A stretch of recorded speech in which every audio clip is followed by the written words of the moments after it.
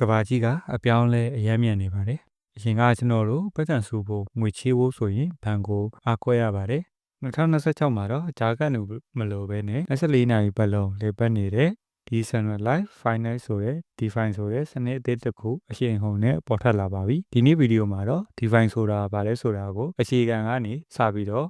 တင်းရဲ့ crypto တွေကိုအသုံးချပြီးအကျိုးအမြတ်အများဆုံးရှာနိုင်မယ်။ရေဖန်နီးမဟာဗျူဟာတွေကိုလည်းနားလည်အောင်ရှင်းပြပေးထားပါတယ်။ DeFi ဆိုတာရိုးရိုးလေးပါ program ရေးထားတဲ့ smart contract တွေနဲ့တည်ဆောက်ထားတဲ့ဗန်မဲငွေကြေးစနစ်တစ်ခုဖြစ်တဲ့ဘဏ်ဝန်ထမ်းတွေနေရာမှာကုတ်တွေကအစားထိုးလိုက်တဲ့အတွက်အသင့်မှာ crypto wallet တစ်ခုရှိအောင်နဲ့ကမ္ဘာပေနေရာမှာမဆိုငွေလဲလှယ်နိုင်ပြီးငွေချေးနိုင်တယ်။ဒါကို permissionless finance လို့ခေါ်တယ်။ဘယ်သူခွင့်ပြုချက်မှတောင်းနေဖို့မလိုပါဘူး။ဒါဆိုရင် DeFi တွေကဘယ်လိုလဲပတ်နေတာလဲ။အဓိကကဏ္ဍ၃ခုရှိပါတယ်။ Decentralized Exchange ဈာကမပါဘဲနဲ့တုံ့ပြန်နေကိုတိုက်ရိုက်လဲလှယ်တာ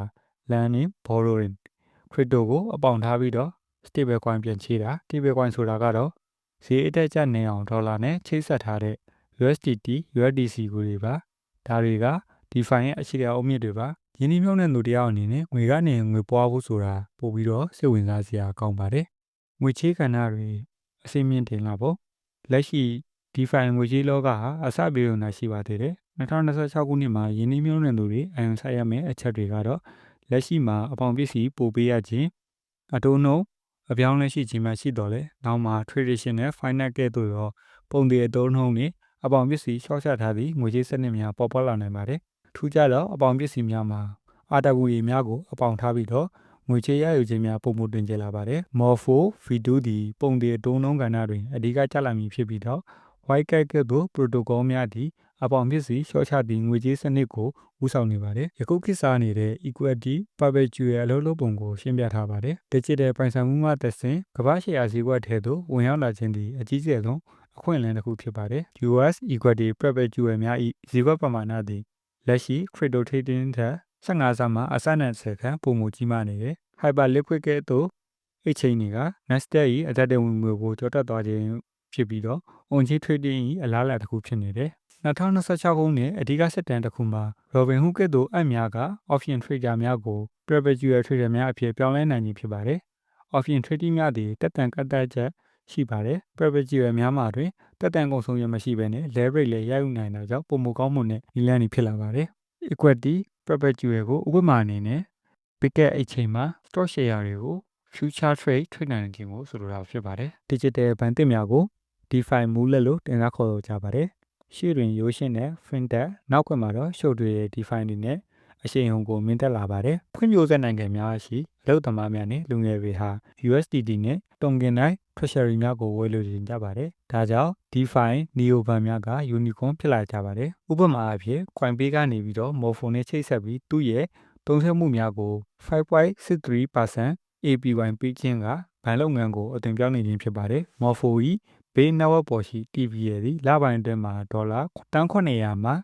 3.3 ဘီလီယံထိခုန်တက်သွားခြင်းကဗဟိုချုပ်ကိုင်မှုရှိသောအဖွဲ့အစည်းများမှာ DeFi နှင့်ပေါင်းစပ်ခြင်း၏အကျိုးသက်ရောက်မှုကိုပြသနေပါတယ် Specialized Exchange များကို General Exchange များထက်သတ်မှတ်ထားသောကဏ္ဍတစ်ခုချင်းစီအတွက်အထူးပြုထားတဲ့ DEX များပေါ်တွင်ပေါ်ထွက်လာပါတယ် RWA များ Long Term Asset များနဲ့နိုင်ငံခြားငွေလဲနှုန်းဈေးကွက်များအတွက်တည်တံ့ Exchange များဖြစ်လာပါတယ်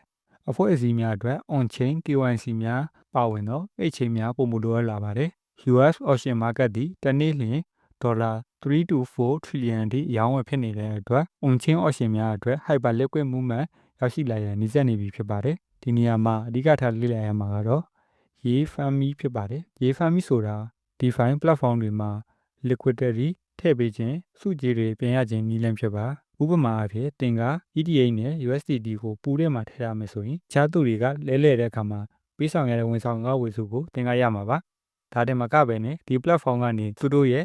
governance တုံ့ပြန်တွေကိုအပိုစုအဖြစ်ပေးတတ်ပါသေးတယ်ဒါဟာသင်ရဲ့ crypto ပိုင်ဆိုင်မှုကိုအိတ်မနေစေပဲအလုပ်လုပ်ခိုင်းတဲ့နည်းလမ်းဖြစ်ပါတယ် professional တယောက်ဖြစ်ဖို့ဆိုရင်အမျက်တင်မကပဲ risk ကိုပါကြည့်ရပါမယ်တုံငင်စင်းတုံးဟာအရန်ပြောင်းလဲသွားတဲ့အခါမှာဆုံးရှုံးမှုဖြစ်ပေါ်တတ်ပါတယ် smart contract မှာကုတ်တွေကအားနည်းချက်ရှိနိုင်ပါတယ်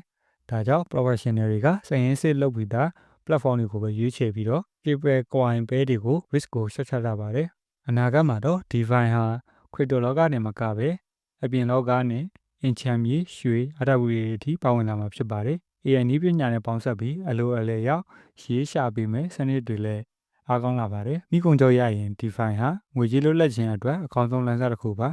ဒါပေမဲ့အမြဲတမ်းကိုယ်တိုင်လေးရဆန်းစစ်ဖို့တော့လိုအပ်ပါတယ်ဒီနေ့ဗီဒီယိုကတော့ DeFi တွင်ပါဝင်ပတ်သက်နေတဲ့အကြောင်းအရာများနဲ့ရေးဖန်နည်းအကြောင်းကိုအမြင်သစ်တစ်ခုအနေနဲ့တင်ပြထားပါတယ်ဒီဗီဒီယိုလေးကိုကြည့်နေတတ်တဲ့ဆိုရင်ကျွန်တော်ရဲ့ channel လေးကို like and subscribe လုပ်ပေးဖို့တောင်းဆိုချင်ပါတယ်